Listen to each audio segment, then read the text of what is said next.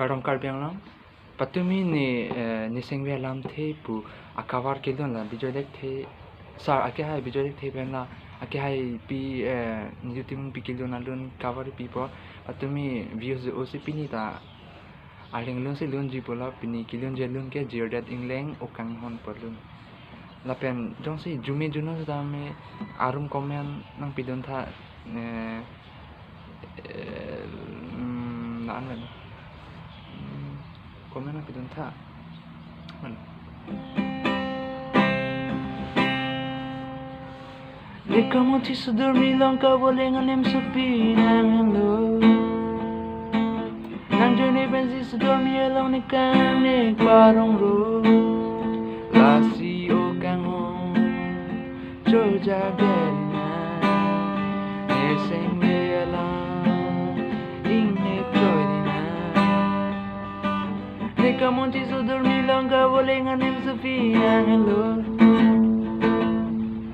ni benzi su dormi along ni kang ni parong ro la si o kang hon jo ja gelina ni sing me along ing ne joina ruwe le jang si ta me uli le jap si ta me sing we ting ni nang pa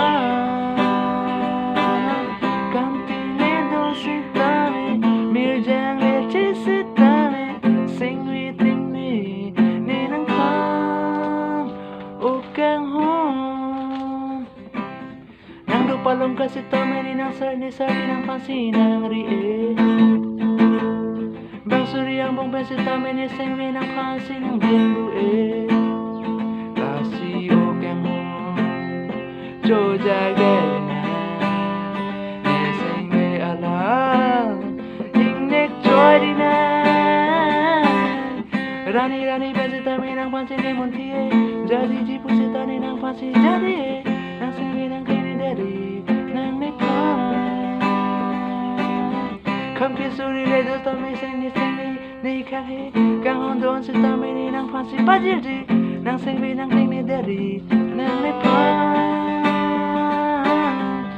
ruwe le jang si ta me uli le jap si ta me sing we ting ni nang pa kang ti le do si ta me mir jang le chi si ta me sing we ting ni nang pa o kang hon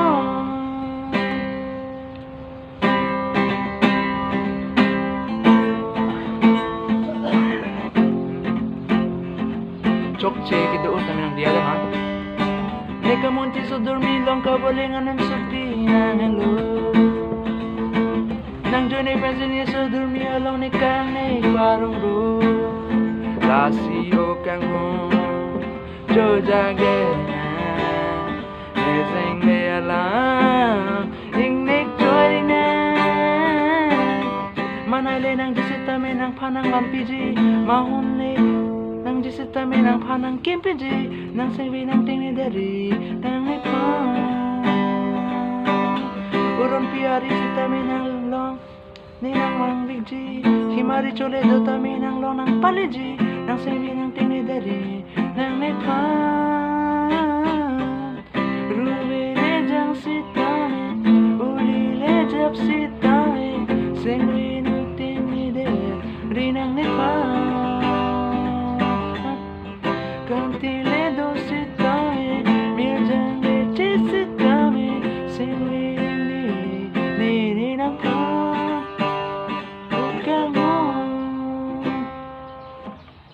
Kadung karbinang thank you lape